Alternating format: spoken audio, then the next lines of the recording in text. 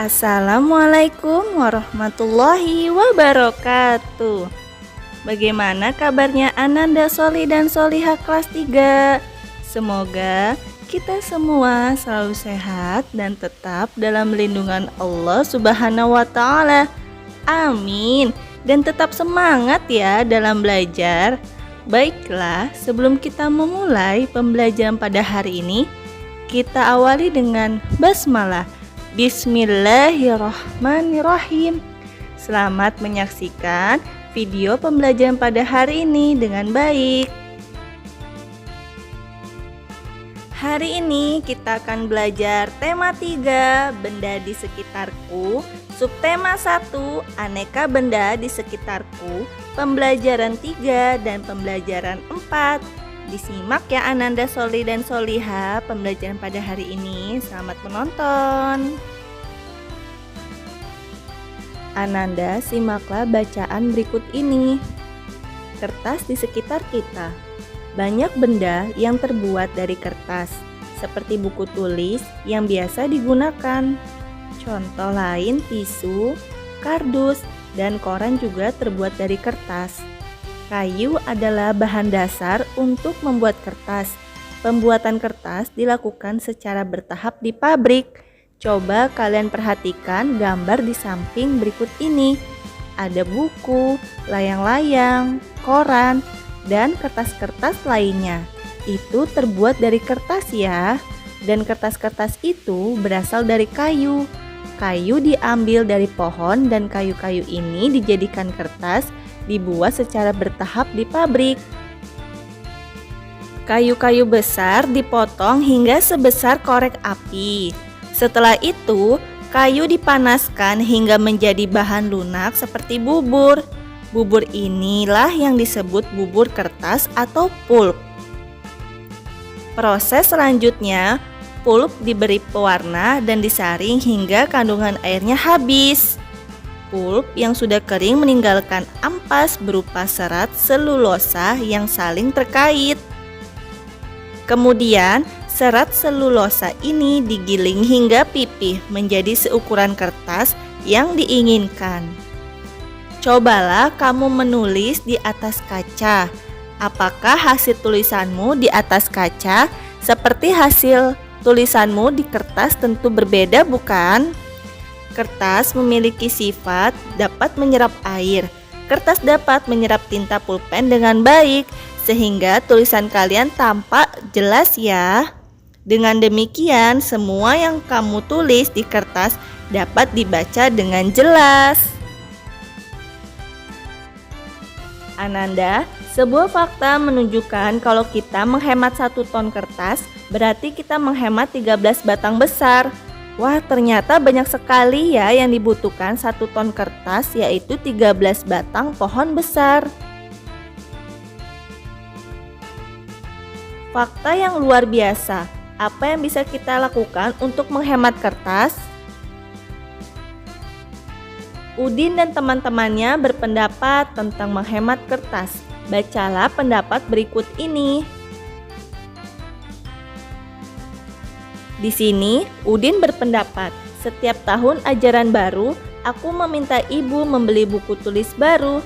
Sekarang aku akan menggunakan buku lama yang halamannya belum terpakai. Jika ingin terlihat seperti baru, ganti saja sampulnya. Wah, pendapat Udin ini bagus sekali ya.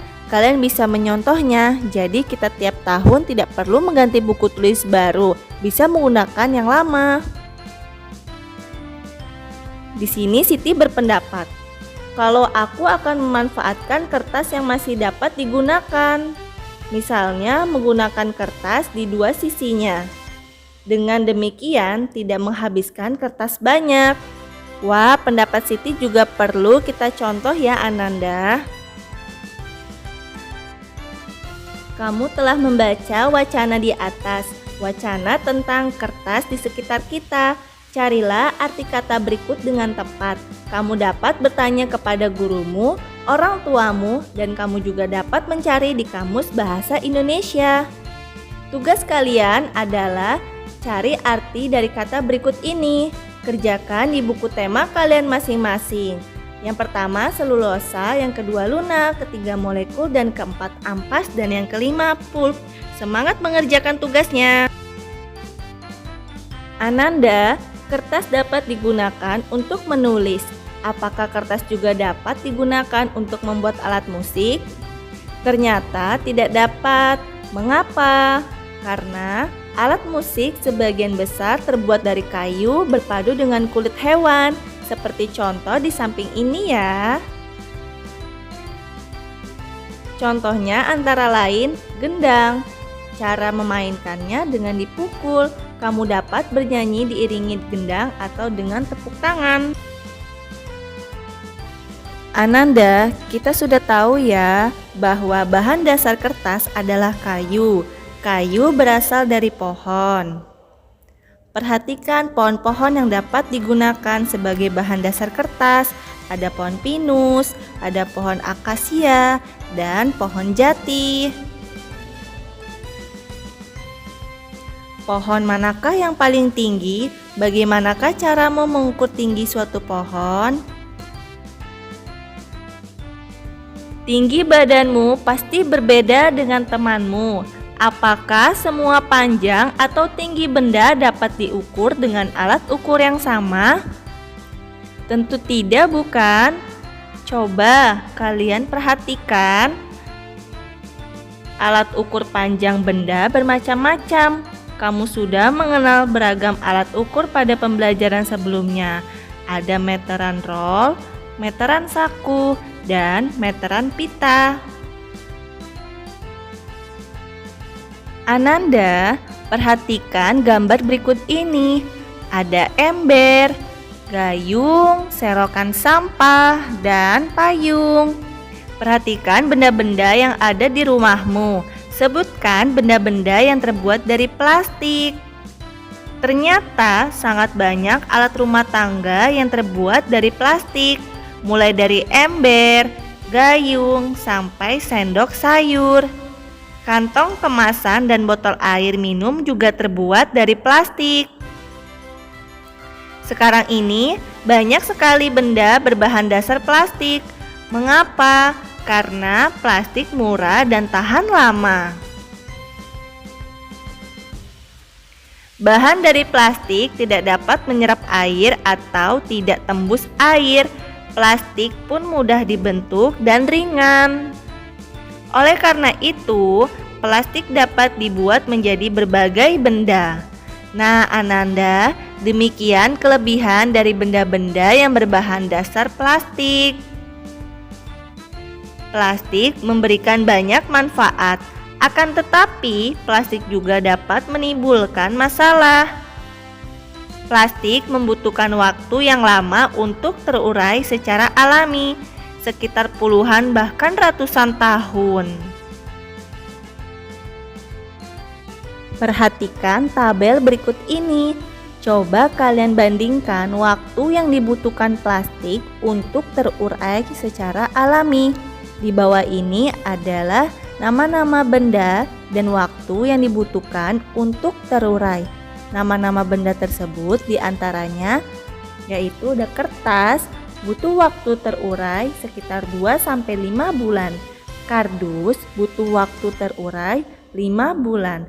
Kulit jeruk butuh waktu terurai 6 bulan. Puntung rokok butuh waktu terurai 10 tahun. Kulit sepatu butuh terurai 25-40 tahun. Plastik atau sejenis bungkus deterjen plastik butuh waktu terurai 50-80 tahun. Wah, lama sekali ya. Berikutnya kita akan membandingkan plastik dengan benda-benda lainnya. Kita lihat ya waktu yang dibutuhkan terurai masing-masing berapa lama. Untuk plastik butuh waktu 50-100 tahun. Kaleng soft drink atau aluminium 80-100 tahun. Aluminium butuh waktu 80-100 tahun. Baterai butuh waktu 100 tahun. Kantong plastik atau tas kresek dibutuhkan waktu 10-20 tahun. Styrofoam dibutuhkan waktu tidak dapat diuraikan. bagaimana nasib bumi kita selanjutnya. Jadi, kamu dapat membayangkan apabila membuang kantong plastik sekarang. Kantong plastik akan terurai 10-20 tahun yang akan datang. Untuk mengurangi sampah plastik dapat dilakukan dengan 3 cara. Cara tersebut yaitu reduce, mengurangi, reuse, menggunakan kembali, dan recycle, mendaur ulang. Diharapkan dengan 3 cara ini bisa mengurangi dan meminimalisir sampah-sampah plastik yang tiap harinya banyak sekali yang dihasilkan manusia. Reduce adalah mengurangi penggunaan plastik. Contohnya ketika berbelanja, sebaiknya membawa tas belanjaan sendiri sehingga tidak perlu menggunakan kantong plastik.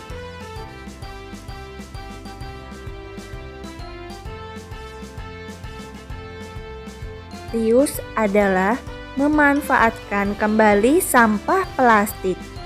Misalnya, sampah kemasan botol minuman digunakan untuk membuat pot bunga. Dan selanjutnya, recycle adalah daur ulang sampah plastik. Biasanya dilakukan di pabrik. Sampah plastik diolah menjadi barang baru yang dapat dimanfaatkan lagi.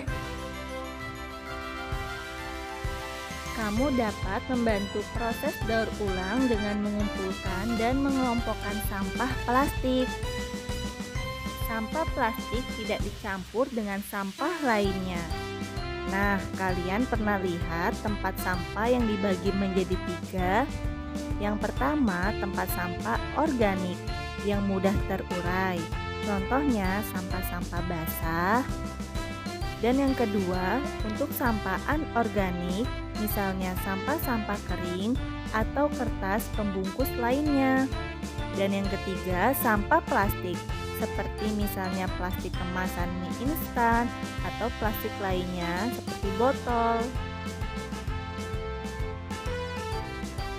Berikan sampah plastik kepada pemulung atau petugas kebersihan. Merekalah yang akan membawanya ke pabrik daur ulang sampah. Gunakan plastik dengan bijak agar bumi selamat.